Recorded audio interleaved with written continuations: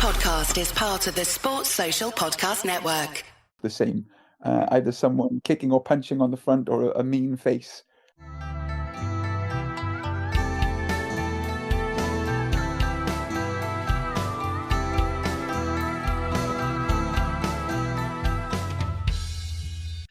Hello, I'm your host, Les Bubka.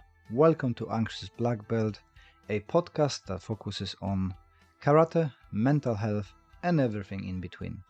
If you enjoy our content and would like to support us, best way to do that is to listen to another episode, share it with your friends, and leave us a review. All this stuff helps the mysterious algorithm to introduce our podcast to new audience. Thank you for joining me, and let's listen to the episode. Hi guys, thank you for jumping in on the podcast. I think the best question will be, what's cooking? Thanks, Les. Thanks so much for having me on. I really appreciate it. I'm a real big fan of the free content you put on, and especially like the guests you have on for your podcast and everything. So it's a real privilege to be on. Thank you. So what yes, is cooking? So what is cooking? Yeah, that was the idea. Obviously, you've written many books and you've probably read many martial art books, and they have a tendency to follow a very similar. I'm not saying that every book's content is the same, but they tend to look the same. Either someone kicking or punching on the front or a mean face. And I just didn't want to do the same thing. So I always try and use analogies when teaching, maybe music or driving's another big one, but cooking for me is a great one. And as both you and I are big fans of forms and kata, we know that knowing a million kata doesn't mean you can defend yourself, much like having recipe books or even the ability to write down recipe books does not mean you're an amazing chef. So it was this contrast between trying to make the forms functional in systems where traditionally they could be called 3K karate, or they could be called karate for competition or kata for competition. I just wanted to bridge that gap with my students, and again, like you share with the community, I just wanted to share my thoughts with everyone else and start a discussion going.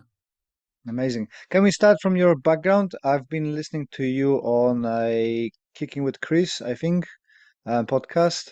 And you are a Tang Soo Do practitioner, right?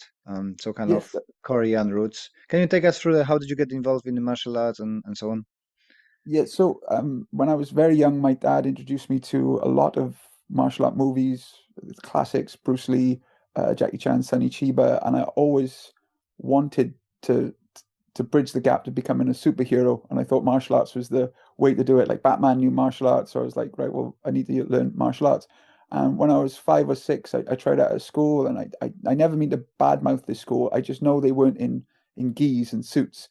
So it was a stand-up style, and basically I went for 3 lessons, and the bigger kids just beat up the littler kids, and I learned absolutely nothing. And I just the Karate Kid film had come out, and I just thought, oh, that's real. And unless I found like a Mr. Miyagi or had private tuition from an old Okinawan master, then I would never learn properly. And I just completely abandoned exercise, abandoned martial arts, and went, well, that's not for me. And again, not to be a sob story or whatever, but when I was younger, I had brain damage, I had dyspraxia, I had meningitis, and I found out recently that I also at that time had a stroke. So coordination things, these things were very, very difficult for me. And I found sports and things very difficult to begin with. Cut to 5 years later, my little brother, he's in the same position as me. He's 6. He wants to do a martial art. We've moved town. It's a new leisure centre, new instructor. And back in the day before the internet, you would just walk into your local leisure centre and whatever was there, you'd take it up. And it happened to be Tang Soo Do. We'd never heard of it. But the instructor was amazing. My mum came to me after a couple of weeks of my brother being there and being like, no, you should definitely try it again. This is different from the school you tried. It's not the same. The instructor's amazing. The club's amazing. So I went along very skeptical at first. And after one lesson, I was just obsessed. And it was the first time in my life that I realized if I worked really hard at something, I could be okay at it. I could be good at it. And the club was really supportive, and the instructor was, and I say that I love Tang Soo Do, but what I really loved was that club and that instructor, because I could have walked into another Tang Soo Do school where the instructor wasn't like that, the club wasn't like that. So I never tell people that Tang Soo Do is the best thing in the world. I always tell people it's not the style, it's the instructor, and it's the atmosphere of the club and the ethos of the club and things like that, which I know you heartily agree with. So it's always nice Mm. to, when you meet people and talk to them, you realize that that's a similar story for them as well. Yeah, yeah. It seems to be across the board that, people follow the instructors instead of the styles. But you just heighten up my level of respect to you, learning that you had a brain injury and dyspraxia, and you are doing those videos with you jumping, doing like a very complicated and very coordinated stuff, which is very motivating. I'm not the kicking person. My body is not designed to kicks, but seeing how much effort you put in those videos, and just the consistency you've got and the improvements that coming with it, it's a huge respect to you. Um, but how did you overcome the problems of coordination and dyspraxia? The reason I'm asking, I don't know if you know Don Kame. Yeah, no, Donkey. Yeah. He suffered with dyspraxia as well, and karate helped him to kind of balance things out. He's still clumsy, but Yeah. uh, how was that going for you? Did the martial arts help you with Yeah. coordination and stuff? What you feel? So I wasn't diagnosed with dyspraxia until I was about 12, I think, starting comprehensive school. And again, I just thought I was a clumsy child, as you know, a lot of people would say back then. And my parents took the very strong view that I should work on my coordination. So as well as doing martial arts, I was also learning how to drum, and that helped Hmm. with fine motor coordination, things like that. And I found that it would take me a lot longer to learn a skill, like a lot longer. Like I was very slow, but I found that when I did learn it, it really stuck in my head.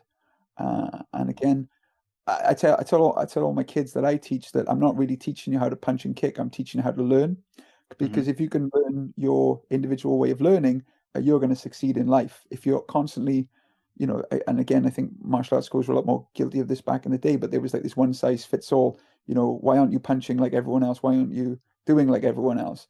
And now my approach to teaching and my instructor's approach was like, right, you're not getting it this way. Let's try learning it a different way. So it taught me about patience. It taught me about anything else, and I would just work on it nonstop. Like you said, a lovely compliment about the kicks. I found those kicks very difficult. I was not a flexible person when I started. I couldn't touch my toes. Everything hurt when I did things, and I just loved it so much that I just wanted to get better at it. And at age 38, I finally achieved box splits, after training for like 20 years or something like that. So these things I always tell my students is, goes, it took me a very long time to work this stuff out.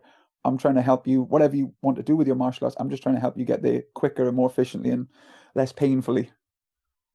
That's very interesting because I'm nearly 30 years in martial arts and I still can't go anywhere low to even call it a box split. I'm like half a meter away. And every Yeah. time when I do a stretching routine, it's not the muscles, it's just my bones hurting. So I kind of gave up. And then one of the physicians told me that I've got the closed hips. So my socket is very rounded and is catching it. So it's not kind of a muscles. But when I'm aging, I'm feeling that muscles start contributing to it now because they're very, very, very getting tightened. What is your routine and how often you stretching and what type of stretching do you do? PNS, you do dynamic, or what's I, your I do way? I do every kind of stretching these days. Again, when I started, and again, I keep using this, like back in the day, we all did the same, but I don't know what everyone did. My experience with stretching was it was the same, similar warm up, similar stretching, and what I would call it, you're trying to do the glamorous stretches.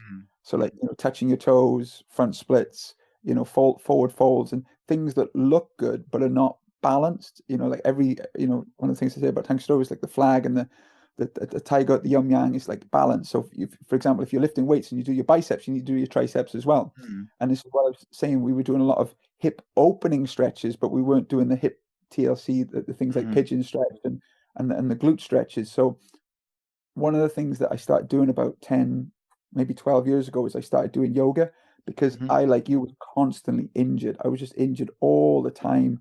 And I would do the classes, but I'd come out like limping, or I'd even have to step to the side because I was training so hard. And I was like, I can't keep doing this. I have to fix this, because I don't want to bust myself up. So about 10 years ago, I started taking the yoga seriously, and I didn't go to a class or anything. I would just watch good old YouTube videos and follow along and everything like that. And I found that I was injured a lot less. I was a lot more flexible, a lot stronger, and I found it so hard to begin with the yoga. And then from Hmm. the yoga, I started looking at, like you say, PNF stretching, dynamic movements, mobility training. And now, just this morning before this interview, I do what I call loaded mobility, where Hmm. I treat my stretching like weightlifting. So it's like I'm going through the range of motions. I'm doing deeper range of motions with heavier weights, longer sets, more sets. And I probably do yoga every day. And obviously, I stretch for my students. And then I'll do the loaded mobility series about um, twice a week. And then once a week, I'll do like a range of kicks with very slowly with like leg weights on. So I'm Hmm. going through those range of motion just so I can do it. So yeah, stretching something that the thing that people like doing the least, but I'd say out of all my training, I probably stretch the most because again, what I say to people when I'm teaching them is going, like a lot of clubs go, we do self-defense and we learn how to protect yourself, but you might go through your whole life never needing to defend yourself in that way, but you've got to live with yourself every day. You've got to get out of the bed. You've got to walk up. You don't want to stiff back and things like that. So I tell people all the time, I'm teaching you 5% probably self-defense and 95% self-preservation. You want to be able to walk down the street with not a crooked back or aching all the time. And I've said I've had very few sort of serious injuries over the last 10 years, which is really, I'm really lucky. I know that. Hmm.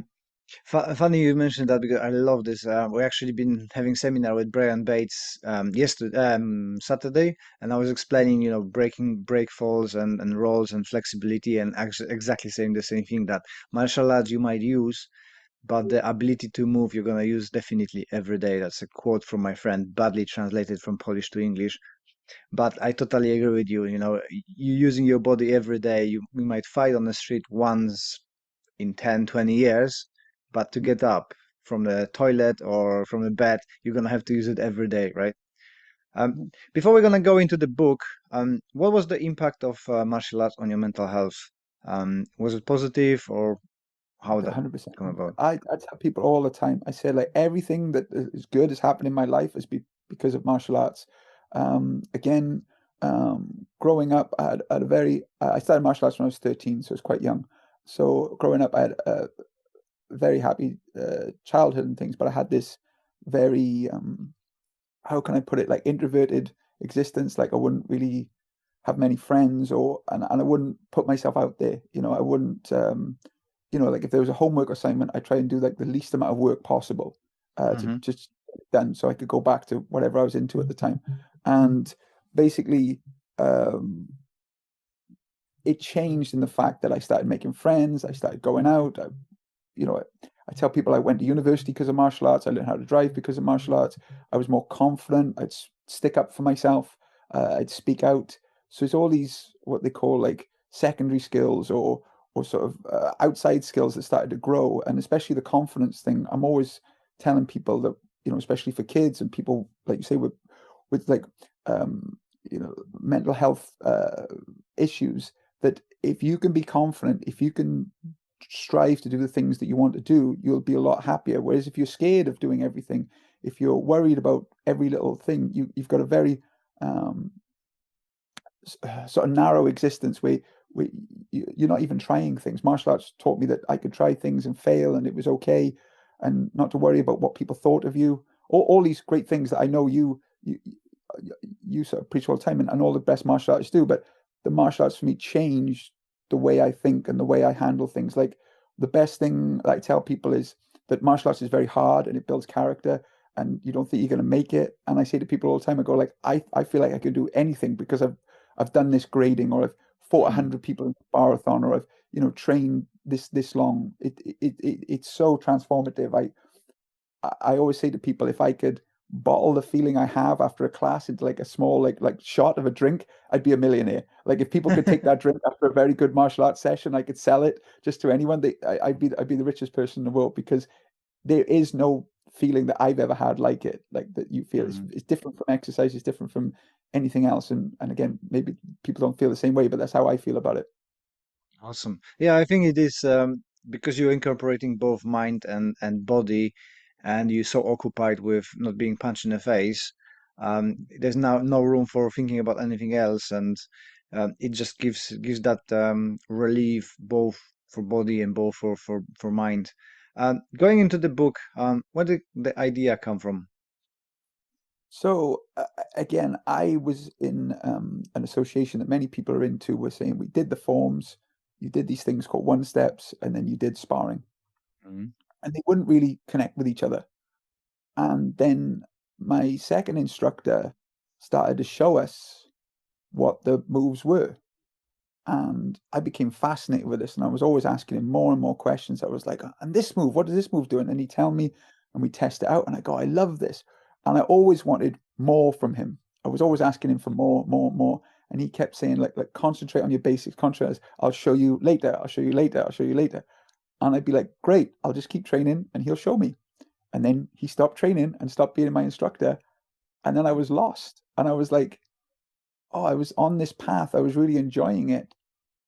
And again, it feels really silly saying this now in the day we are, but even about 10 years ago when this happened, I just trained with my instructor. I cross-trained in other styles, but I never went like looking very far. I just accepted this is training, this is that.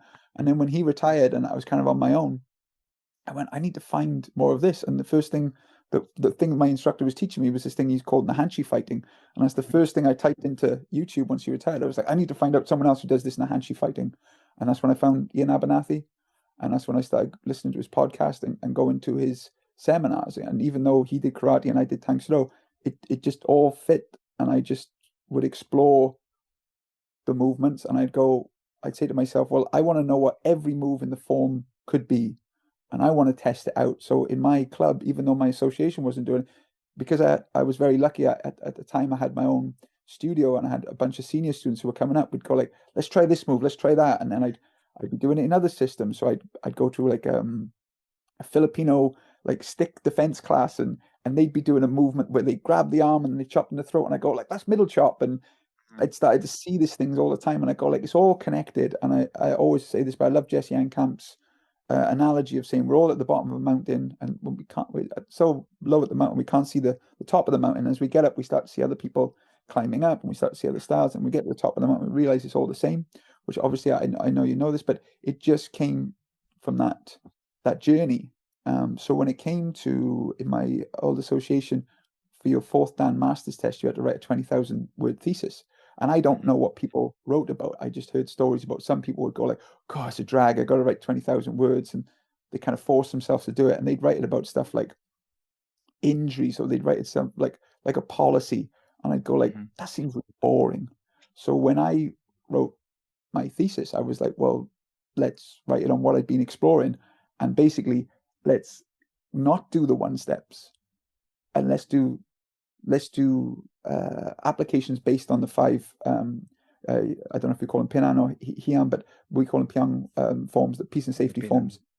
And because all color belts do those forms, and they're like the building blocks of the higher forms. So I said, look, if you had every belt, you learned your form, you had like let's keep it 5 applications from the form, so not too many. And then each one there'd be an overriding principle, so they kind of connected. And then in our system, we have like a solid belt and we have like a tag, a halfway point. So at the solid belt, you learn the moves and you'd have like 3 to 6 months on that. And then the following 3 to 6 months, you'd have the same moves, but you'd pressure test it. And the pressure test would start very, very easy at white belt. But by the time you got to black belt, it looked a lot more like real self-defense and a lot more chaotic. So, when I gave that person that black belt, they would be an excellent teacher and demonstrator because any student who'd ask them, what does this move do? What's its function? They can answer it. But also, they'd have a lot of real world self defense where you probably know black belts, and I know black belts where you see people putting black belts on someone, you go like, that person doesn't. They've gone through the movements. They've done everything that's required for them. But if they were ever attacked, I'd be worried about their safety. And one of the things that I've always done is gone like, I don't want my students to get into a self-defense situation. But when I put that black belt on them, I go, I don't have to worry about that person anymore. Both in life, they're confident. They're outright. They're their own person. They own their situation. But also, if they were attacked, I wouldn't worry about it. A couple of years ago, my first black belt, he was attacked 3 times by the same person. And the first time the guy grabbed him, he just disengaged and went, I don't want any problem. Second time, this guy ran after him with a stick in his hand, and he literally just kicked the stick out of his hand and disarmed him. And then the third time, the guy just wouldn't get in his face. So he did like one punch, knocked him to the floor, and that was it. And I wasn't there, but he said like a load of people had just got out their cameras and filmed everything and said like, wow, you did everything right. You know, you disengaged, you tried to walk away. And I was just like, you're a model student. Like I just put a big like poster of him and said like, look at our black belt here. Like I didn't want this to happen to him, but he did everything I taught him correctly. And what he said to me was, he said when the guy grabbed him, he said it felt like nothing compared to how we grab each other in class, which is what you want, right? You want that thing of like you train so hard. So if you were ever in a situation, it wouldn't have that adrenaline dump of going, oh no, I've never faced this situation before. So that's what I want the pressure test to be.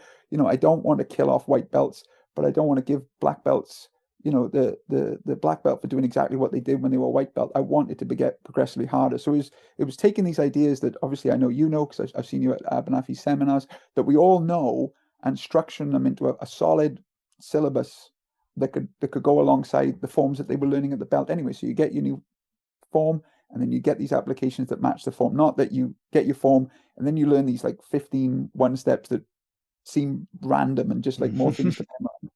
So I always tell people I'm not making anything up. All the things that I'm teaching are out there in the world. They're very similar to probably what you're teaching your students as well. I've just put it into a syllabus that you know, maybe you're in a style that you're a bit confused about what your forms are, or maybe you're an instructor and you want to get into more a practical approach to martial arts, but you're not sure how to start. So it was a two-way guide. You could take it as the practitioner, but you could also use the book as an instructor. So I wanted to be quite universal for everyone. Cool. You mentioned that you wrote the thesis on for your grading. How that was taken by your organization? Did you have much of a resistance to your approach? Because I know from karate background that people who try to introduce the practical karate and are with a 3K organization, they found a lot of time, not always, but a lot of times, a resistance that you trying to do something that is not within the lines of the organization. Stop doing that. How that was for you? So there was a resistance to how I was doing things differently from everyone else, and basically I was very lucky that my instructor at the time, he encouraged me to have a YouTube channel. So my YouTube channel is about like 12 years old. It's quite old now. And it starts off very simple. You know, I put on how to twirl a staff, you know, something that's really simple that someone could follow. And then we'd put on a grading, or we'd have a tournament, and I'd put you know, like the highlights of it out. Sorry, my dog has just realized that someone's at the door. That's all right. Very about someone being at the door. It's probably just a postman or something. And then what happened was I did one of those kicking videos, the Kicktionary one, where I just challenged myself to do 200 different kicks. I was like, let's see if I can do this. So I put that video, and then my instructor had retired at this point, and the guy who was in charge then sort of said, "Oh, you shouldn't be doing these videos on these crazy kicks. You should be doing tutorials for basics." And I said, "I'd love to do tutorials for basics. I just didn't know if I was allowed." So I started doing these tutorials for fitness, for stretching, and for applications. So I'd started to put that out in the world. So my association knew that I did this. Okay. Les, is it okay if we pause this podcast very quickly? Yeah, sure. I've just got to move. So Hello? fine. You still there? I edit it later, so no problem. Hello? Hello? Hello, you back? Can you hear me? There we go. Yeah, we're back. Yeah, we're back. Sorry. Yeah. So I'll take it back a bit. So I made the Kicktionary. It had 200 kicks, and my instructor at the time, the guy who took over, he was a little upset, and he said, "These kicks are too complicated. You should be doing basic tutorials." And I said, "I'd love to do that." So I started putting out tutorials on kicks, blocks, punches, but also stretching, fitness, and the application. So I started to put out a couple of these application videos. So when it came to my thesis, they kind of knew that that was what I was into, and I'd been to some Abernathy seminars and other people as well. And then the one thing they asked us to do is to have a mentor. And I knew no one in my association knew what I knew. So I couldn't really ask anyone there locally. So I asked Ian to be my mentor, and he accepted. And I was like, that's great. And we'd been chatting for years at this point, so he knew what I was talking about, and he trusted what I was doing. But it was nice to have that backup. And in America they had a council of basically taking the thesis in, and I gave my proposal, and they said it was too ambitious. And I just laughed at that, because I was like, I've been doing this anyway. All I'm doing is really writing it down, what I'm doing anyway. So I obviously the process took a long time, but I found it quite straightforward, because it was everything that I'd been doing for the last decade. And then when it came to handing it in, I needed Ian to sign off on it. And at the time he was having a child, he was very busy, and I felt really bad about bothering him, but they wouldn't take it in. And I said, Ian, it could just be a couple of words. All you got to do is write something. They won't accept it without you. And so he said, I'm going to make you a video. And I was like, great. So he sent me the video, and then I uploaded it to a YouTube page, and I handed in this thesis, and they had a submission form, like a jot form or something, and it had a limit. I can't remember what the limit was now of how big the thesis was, but my thesis had so many pictures and so much in it that they had to change the upload site, because it just was too big. And then I handed it in. They told me I passed that part of the thesis, but on YouTube you can see how many people have seen your videos. And this was a private link that only they had, so they never even watched the video. So I don't even know if they read my thesis. I have no idea, because soon after that, that's when we left for other reasons. But they didn't accept it. So I don't know if anyone read it, or I don't know if they liked it or not. But I was like, it was so good. And one of the things they said was, with the thesis, they said there's three things that can happen to it. Either it's no good and they chuck it in the bin, it goes on the shelf, or it could be published. And when I wrote it, I tried to put as much effort into going, it'd be nice to have it published one day. And then when we left the association about 18 months ago, I said, well, I want to put out the thesis as a book. One of the advice that Ian gave me when I first left my job, he's like, people will take you more seriously if you're published. He said, I haven't written a book in 20 years, but people still talk about that book that I wrote. So I said, well, I've got a book.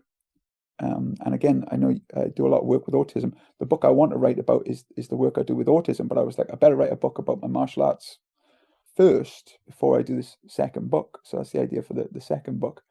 And I took me a year to kind of change the audience and write it to be more universal, instead of just writing it for a very specific kind of audience. So that's the long answer of did they like it or not. It was there's a lot of back and forth, but it was one of the reasons why we left, because the ideas that I was having weren't meeting with my association, even though, like I was telling them, I'm doing exactly what the old masters would have done, which is to look at the form and dissect it and break it down and try and work out what it's about and use it to be practical.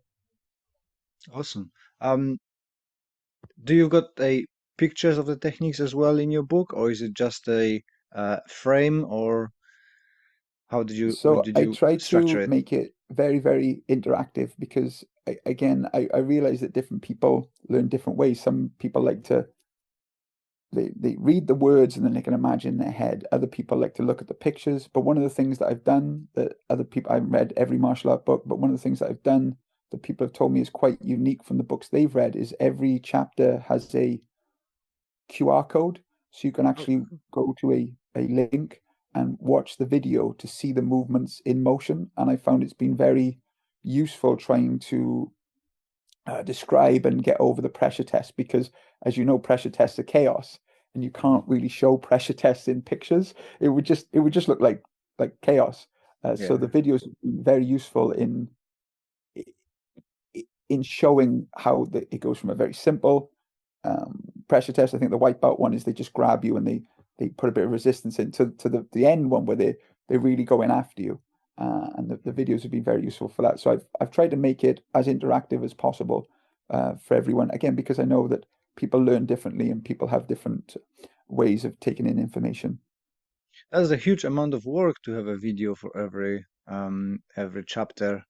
Is that making your process much longer, isn't it? Well, I had to do it again because obviously the old videos I did had the old patches on, and we had to refilm it again. So everything had to be done twice. That's what took the longest time with the photos and the videos and everything. It had to be done again. But I make videos every day, so it was doable. But it's about, again, I've got a very good friend of mine who is behind the camera, behind the pictures, Michael. And I always say, like, without him being behind the camera, it would be nothing, because unless it could come across clearly. And I would always ask him, like, does this picture look all right? Can you see what's going on? It's very important to have people, and I'm very lucky as well with the book. Again, I wrote it as a very set audience, and again, I've never written a book before, so I don't know the process. And another one of my students, Jess, she's very creative, and she's helping me make it look as attractive and accessible as possible. So even though I've written it, there's a team of people behind me who've been supporting, checking it over, looking at, having discussions back and forth. So it's a very it's been a long process, but I'm really excited about it, seeing the finish line now, going from my computer screen, seeing it every day on my computer screen, to actually holding a physical copy of it. Are you publishing it with Amazon, or you got a publisher to actually publish it?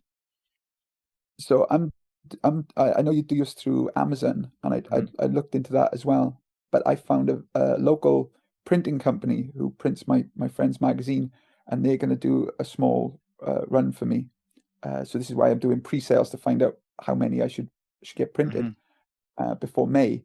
And then if someone sees the book and they'd like to publish it, that's fine. But when I was looking down the publishing route, as I've heard you talk about in your podcast, it's very difficult, and it causes a lot of problems. Like, doing it yourself is just so much easier. I was just pleased to have a local printing company who, they're very reasonable, and they're going to proofread it all before they print it as well, which a lot of places, they don't really care. Like, they'll just go, I'll put out everything. But this publishers, they're really big on, like, we'll proofread the whole thing for you, and we'll make sure it makes sense. And I've seen the quality of their work; it's excellent quality. So I'm really excited to It's see it nice. printed. It's nice. I think it might work very well for you. I think that making a connections with local organization is so much beneficial. I didn't found if I found and been in a situation like you, I would probably do my as well printing. What I like about Amazon is that it takes off all the shipping and dealing with people not happy. When you're selling it to the kind of group of friends that people, everybody praise you. But when it's going in the wild world, it's people like, oh, I don't like it. Why did that come in 2 weeks later and stuff like that? Plus, I learned that shipping outside of the UK from home is a bit problematic, because they're putting extra taxes on, and I don't know how much it's gonna be. So, like, people in Norway getting my book and said, oh, that's another £8 on top of that. And I didn't know that, So Yeah. it's a bit of a mess. So in that terms, I like Amazon, but in terms of kind of having a control of your book is a little bit off. It would be nice to work with somebody local who can support us and stuff like that, but maybe in the future. Um, you said you've been working with people with autism. How are you having a group of autistic students in your club, or that was your part of the work before you? I think you are a full-time instructor now, right? Yeah, so I became a full-time instructor in 2019, so not that long ago. And again, when I did martial arts, no one ever told me you could do this for a living. No one ever told me that. It just got to a point where my club got so big, I couldn't run my dojang, my gym, and work at the same time. It just became untenable. An opportunity came for me to leave my job, and I just jumped at it. And then I really didn't think that I could do the martial arts full time, but it's just worked out, and it's just got better and better as the years have gone on. But one of the things that happened was, I would be doing, because I had my own place, I'd be doing private sessions. And I first thought of the private sessions as being for people who did shift work, adults who needed some extra help. I didn't really think it was for children. Mhm. And when I was doing my job, I only had about 2 or 3 classes a week, and everyone trained together. And the age thing about when someone would start, I'd go, well, it's 7, but the kids need to know their left from right. I was like, I need that, Mm. because the pace I taught the class at the time. And when they were under sort of 7, I would send them over to another instructor who was like 5 miles down the road. And I go, she's got what we call a tiny tiger class. She's got a 4 to 7 class. Send them over there. And one evening, a mum brought a child to the class, and he was just running around the room like I'd never seen before. And he was making noises like a penguin. And I was like, this kid can't survive in this class. He's not going to be able to do it.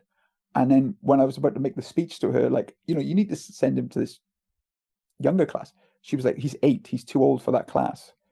And I just saw the look in her face. She was just like, I've taken him everywhere. Like, I need a club for him. And I didn't want to send her away. So I just said, well, I could do privates with him to try and help. There's a real, it wasn't planned at all. And then I did some work with this lad, and then someone else heard about what I'd done. So they brought their lad over, brought their child over to me, and just get grew and grew. And this over the next, this started in 2018. So over the next 3 years, this kind of built up. And then in 2021, I was like, right, well, I need a class. So the way I structure it is I start off with what I call a half-hour assessment, see what they need. Do they need more private sessions? Can they go straight into what I call the mainstream class? Or do they do what I call my ASD, TSD class, which is only 8 students, all ages, and I have a lot of helpers.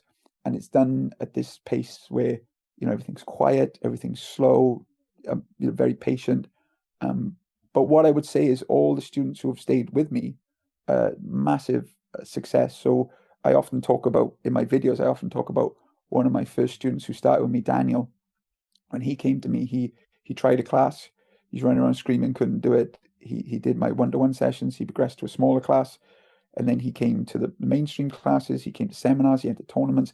Now he's one belt away from his black belt, and he's doing the hardest class. And he's actually coming up to the UK martial arts show with us to do the show with us. And he's gone from someone who couldn't do anything, I couldn't touch him, to doing everything in 5 years. And it's been amazing. Yeah, I've got my student Danny, who pretty much was the same, so didn't know left from right, although he was an adult. 11 years later, he's a black belt now with us, and does everything really complicated combinations, groundwork, throws, takedowns. He's not, perfect, but I find it quite amount interesting of that the students amount are. of yeah. Sorry, carry on. Go You kind of cut off for a second.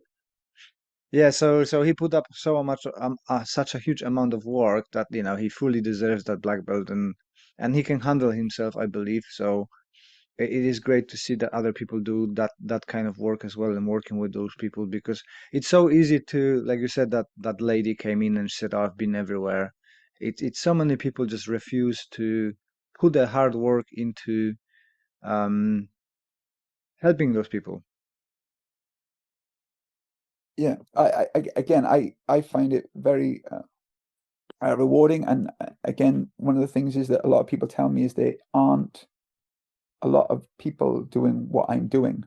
So again, the idea of the videos I put out, I've put out a couple of videos on how I've helped people with autism, and the things I share are saying I'm not trained in helping people with autism. I'm trained in martial arts. And I'm saying, look, if you've got your own gym and you want to do this, I mean, again, it's not very profitable because you're doing small classes. So I can see why people who are trying to make money won't be into it. But I'm saying that nothing I'm doing is revolutionary. For me, it's the introduction. And it's the same going back to my situation, was because my instructor was very patient with me, I was able to pick it up eventually. And that's what I would say with all my students with any, what you call needs or extra attention, is that if you can give them the right introduction, if you can give them the right sort of push and go at the right pace, they can do anything that your most accomplished students can. But if you rush them, if you're always saying, like, we have to grade every 3 months, or you have to be entering these tournaments, you need to be winning, otherwise you're not helping this club. I find that very disheartening. And one of the things we've done since we've left our association is we've managed to put on our own small club tournaments, and we have a ASD division. And it's not about winning medals or anything, but it's about them getting up, doing their forms, having a bit of fun with sparring. And there's always the parents who come and watch, and you can just see the look in the parents' face going, it's so nice for my child. And some of them aren't children, they're adults, but even when they're adults, they don't get out much. Look at them interacting, look at them being around other people, look at them growing. And it's wonderful, whether they have autism or not, to see all students get these abilities when they get their belts. It's just to me, it's the greatest gift of teaching, seeing these students go, like you say, when they come in, they don't know their left from right, they can't do this, they can't do that. And then a year down the line, 2 years down the line, they're doing these incredible things that you're just like, wow. And this is one of the things why I film everything. I film all their grades, I film all their tournaments. I tell my students all the time, especially when you do that thing where you're hitting a wall. I'll say to them, go back and watch your white belt testing. Look how far you've come. Look how much more flexible you are. Look how much stronger you are. Look at all these achievements you've made. Because going forward, like I say, it is always going to get harder. So sometimes it can feel quite daunting. But look what you've achieved. Look how far you've come. So you changed to a full-time martial artist because of successful group. What's the recipe for successful group? Because I'm struggling, although I'm teaching only adults. Well, I'm not struggling, but it always could be better. What is your recipe for success? Again, like what is seen as success? We had an American master come over last year, and he charges his students like $200 a month. Do you know what I mean? And he's looking at me going, "I'm not successful because I'm not earning a lot of money." My thing is that I love martial arts, and I, like yourself, I want to help people. So this is why I appreciate sharing things for, I just need enough money to get by. I'm not trying to be greedy or anything, but I see success as you see your students growing. Like you're always trying new things. It's one of the things about the book. Never released a book before. This is new to me. So that's my own personal journey. So again, they say this thing about, bad instructors just shout, and, good instructors show, and great instructors inspire. So I'm always trying to put myself out there and say to my students, I'm still learning, I'm still being there. So I'm trying to be a role model for my students. One of the things in Korean that sabanim means lead by example. So I'm trying to be a good example to my students.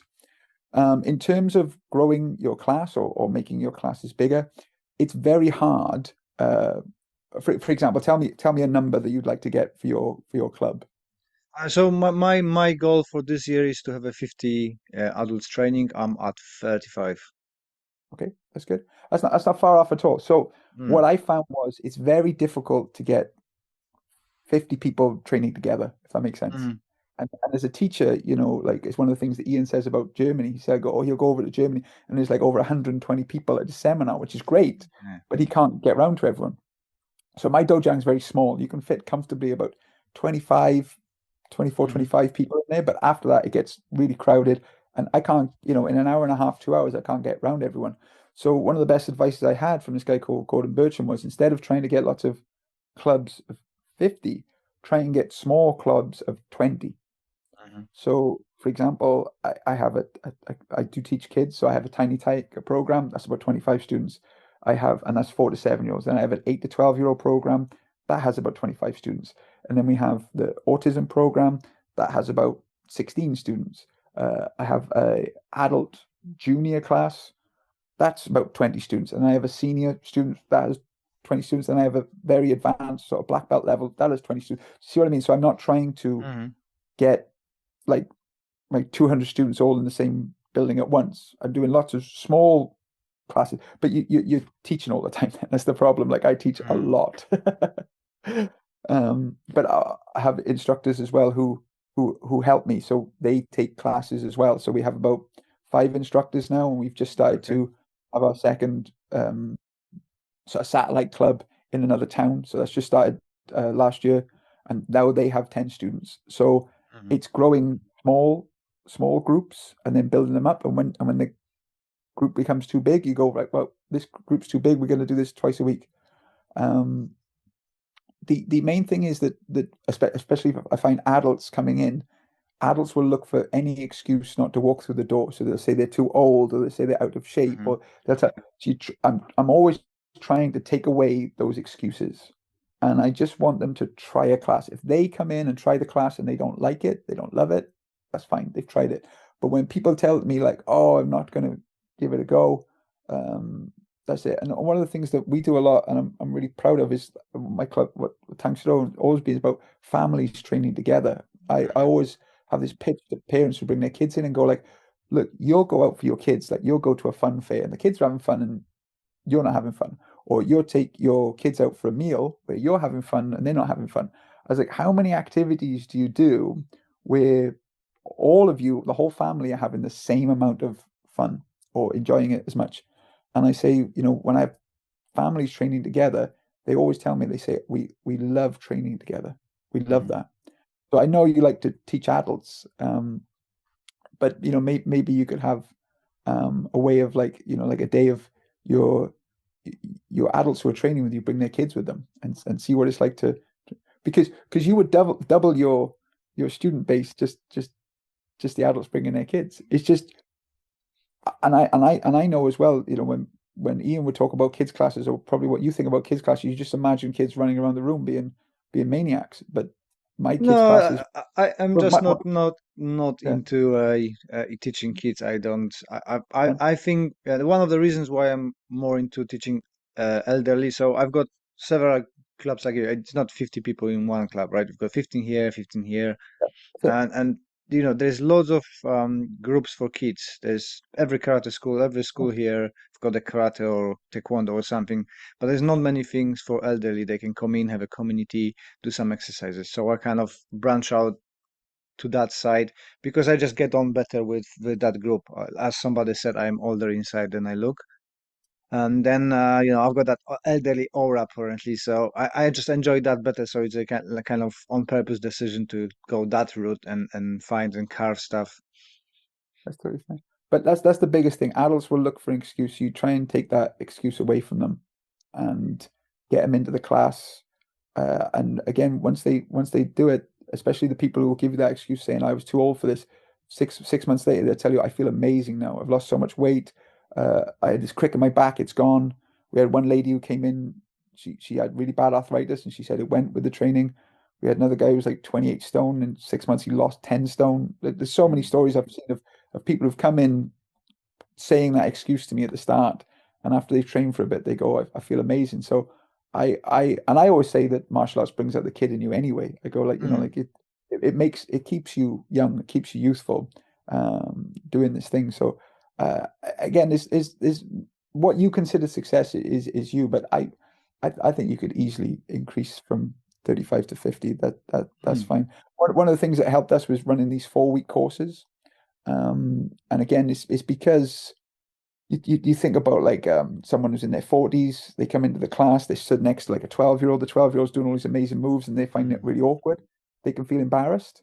Um, so one of the things we did is we started doing these 4-week courses where it was just like first week teach them how to punch, second week teach them how to kick, third Mm. week teach them how to self-defense, and the fourth week, only the fourth week, did I start speaking in Korean and lining up and doing the more traditional things that maybe people are a bit hesitant to walking in. So you get them doing the impact therapy punching, you get them moving their legs, and you go, God, kicking things is fun. You show them a Mm. bit of simple self-defense, like wrist escapes and things like that.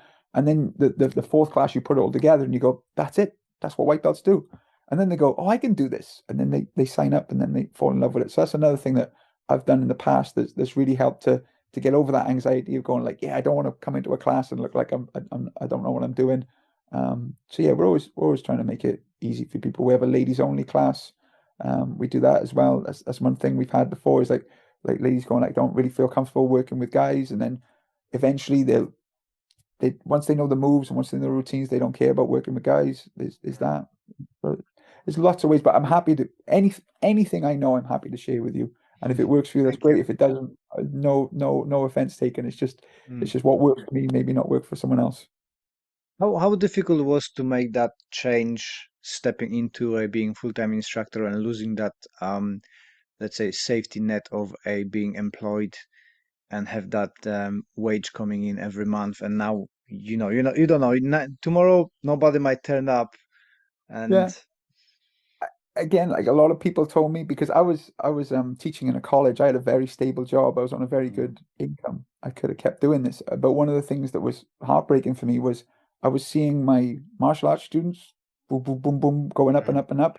And the music students I was teaching every year was getting worse and worse and worse. And I was going, well, what's happening? Am I a bad teacher, or is it something wrong with the structure of it? So I just wasn't enjoying teaching music anymore under the guidance they gave me. Like I love music and I love the way I was teaching it, but it was just something with the way the bureaucracy or the policies or whatever just were getting in the way. And I was like, I'm not enjoying this anymore. So I left, and a lot of people said it was a big jump, like a scary jump. But again, like I told you before, that confidence of believing in myself and not worrying about failing, I was like, well, I can always get a job again. If it doesn't work out, I can always get a job again. Mm. I put things in place. But and obviously 6 months after I started full time, we had lockdown, so that was even scarier. So I had that as well. But the idea is I've always believed that what I'm doing is the right thing. You see what I mean? I've always believed that it's the right thing, and I've always believed that and again, it comes back, it's so cheesy, it's from like the Field of Dreams for whatever. If you build it, they will come. Like if I believe it and I'm putting it out there and I'm putting myself out there, that other people will see what I see, and they'll want to join this community. And I'm so lucky. And again, you're probably lucky as well, that the people who train with you are the nicest people, and the people you meet in seminars are the nicest people. And I just tell to all my kids when I teach them, I go like, wouldn't the world be a much better place if we were all nice people? It's just like, if martial arts can turn you into a nice person, if martial arts can turn you into a friendly person, then martial arts is the most important thing, and then that's worth doing. So I think my success comes from my unbelievable naivety in the world of how I see it and everything. And I just want everyone to get on and have fun and punch each other, punch and kick each other, and show that they love and respect for that. So that's what I've done. It was very, very scary leaving my job, but after, like now, I don't even remember working in that place. It seems like another person worked there. I can't imagine doing anything else. But I'm always really glad I had what we call a proper job, or a monthly wage, because now when I'm working towards my business, I have this mentor. I go, if like I work harder, I will do better. So it just again, it forces me to work harder. So that's the way I look at it. Awesome. Um, in couple of least amount of words, how would you describe core values for your club? I done this experiment with Hanshi Mark House, who asked me, if you boil everything to the least amount of words, what is your Yeah. core principle that students coming in and they see the badge on the wall? So, so we have a motto. I think every gym or every dojo should have a motto. So a Mhm. lot of clubs are competitive. Like you got your judo, your kickboxing, your jiu-jitsu, whatever it is. It's about winning. It's about beating people. And my instructor, the very first instructor I had, Chris Long, throughout my martial art training, has always said that competition's with yourself. So I wanted to summarize that in a little thing to write on the wall in the gym. So our motto is master the enemy within, and all others cease to be. So everyone's got their own issues, like you say, mental health issues, autism, could be a physical disability, whatever it is. If I can help them overcome that, then they're winning in life. So that's the way I look at it. And then again, the three things I tell people that I'm trying to do with the club, everyone, whether they want it or not, needs to be healthy and fit. You need to be strong, you need to be healthy, both mentally and physically. Everyone needs to be part of a community. As we learned from lockdown, being on your own is bad, and training on your own is never as much fun as training with other people. So you need to be part of a positive community. So we're promising that as well. And everyone needs goals. Again, there's this happiness thing that, if you've heard it before, I apologize because I tell everyone, but I think it's really important. There's three kinds of happiness. There's short-term happiness, that's a meal, a roller coaster, a night out, very intense but doesn't last very long. There's mid-term happiness, like a job, a relationship. It's got a high, but then it will sort of peter off at some point. And then long-term happiness is a garden. It's very slow. No one else really sees the happiness you have from your garden, but it makes you very happy. And the more work you put in your garden, the more it will grow. And I tell everyone all the time that martial arts is my garden. And I just keep putting more into it. And that way I can be as excited today about doing martial arts as I was when I was 13 years old. Awesome. That's very good. That's a very good analogy. I like it. Sorry if it was Um, too many words, but that's no, no, that's that's fine. That's fine. That's fine. Yeah, at least it's not, the black belt is the white belt who never gave up, right? Which it seems to be in every gym. But it's not that either. It's I love being the white belt in the class. Like usually on a Monday, I didn't go today, but usually I do jujitsu on a Monday and a Friday, and I'm the white belt in that class, and I get choked out and strangled by all sorts of people, and I love being the white belt in the class because I'm getting the most out of the lesson. When I'm like the black belt and I've seen all this before, I'm like, yeah, I've seen this before. I might take like a nugget of information here or there, but when I'm a white belt in the class, I just go like, I'm gonna get one whole hour of I'm gonna learn loads. So I just love challenges. Uh, I love things being difficult, and I keep doing them until I make them. I say it goes from awkward to satisfying. When you learn something new in martial arts, And nunchucks is the best thing. When you first start doing nunchucks, you go, "Oh my God, this is so awkward. I'm dropping all the time. I'm hitting myself in the head." But when you see someone really good with nunchucks, they look amazing, and Mm. it must be so satisfying. Like I've learned it myself, like so satisfying to be able to do that. It's a wonderful transition from awkward to satisfying. How do you find BJJ? You're doing BJJ, right? Brazilian Yes. or Yeah. how do you finding in your young age? I suppose you're kind of similar age to me. I'm doing Yeah. BJJ as well. I'm white belt as well. I'm being tapped out all the time as well. How do you finding on kind of level of putting an effort against the 20-year-olds and surviving the class? Yeah. Again, I love it because for me, I am actively pressure testing Mm, everything I've ever done. So when I'm trying these things, I keep saying to myself, I go, like, striking's really important. Like, it's really hard to put any lock on anyone if you're just trying to manipulate their body. But if I could just hit them mm, in the face and move, do you see what I mean? So I always yeah. tell my students, well, like, you're never going to put a lock on someone or a throw on someone when they're just standing there. You need Mm, to ring the bell first. So you need to be good at striking. But the idea of the the jujitsu is I've got a lot better at surviving. The mm, jujitsu, like it's getting as I get better, it's a lot harder to tap me out. yeah, yeah. Which is what I'm trying to teach. I'm trying to teach survival. So when I go to my students, I go like, look, we're never going to be great grapplers. That's not going to happen. But if I can teach you how to get out of a choke, if I can teach you how to Mm, get back onto your feet, these are good skills that I have tested in the jujitsu. There's work for me, and hopefully they'll work for you in a real mm, life situation. So I understand that the jiu-jitsu is a sport.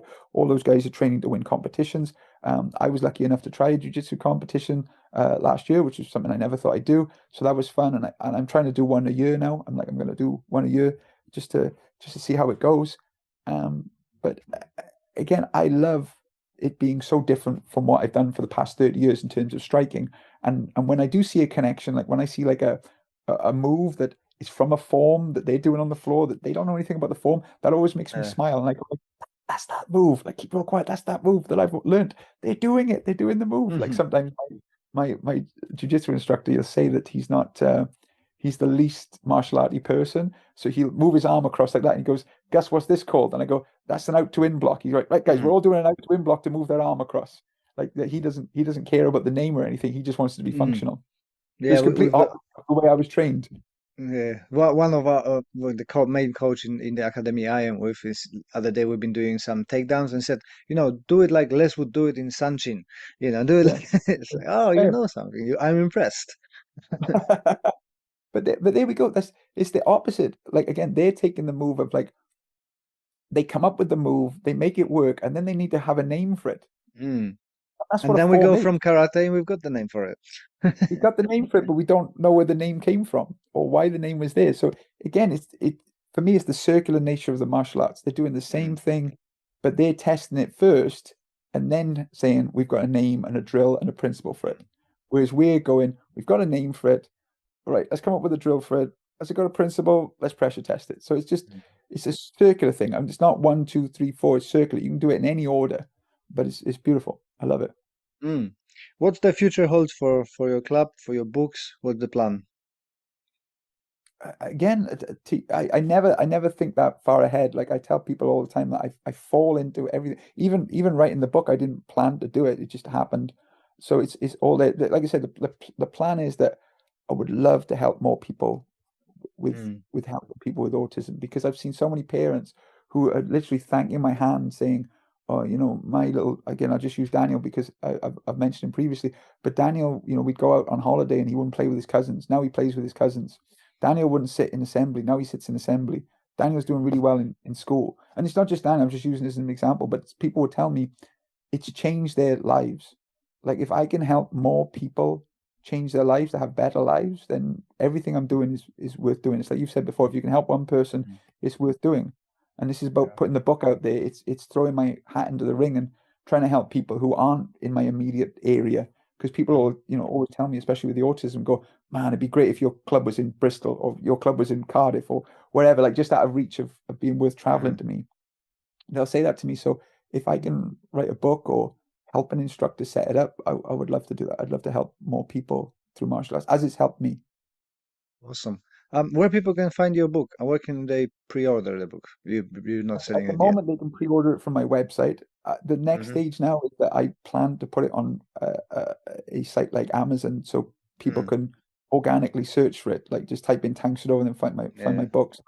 That's the next stage. That's one of the things I was going to chat to you about, maybe off air. But Sure. yeah, that's it. And then I'm launching it in the UK Martial Arts Show. You'll be able to go there and get a physical copy from myself at the table, and that's on May 3rd. Awesome. Listen, I appreciate your time. Let's wrap it up, and we can chat about the book stuff of the show. But thank you for your time, and I hope that book gonna be a huge success. Thank you so much for having me on, Les. Absolute pleasure. Well done for listening to all of it. You are a superhero. Thank you very much for your support. And if you could leave us that review on a podcast platform, that would be amazing. I appreciate your time, appreciate your support, and I wish you all the best until the next one. This podcast is part of the Sports Social Podcast Network.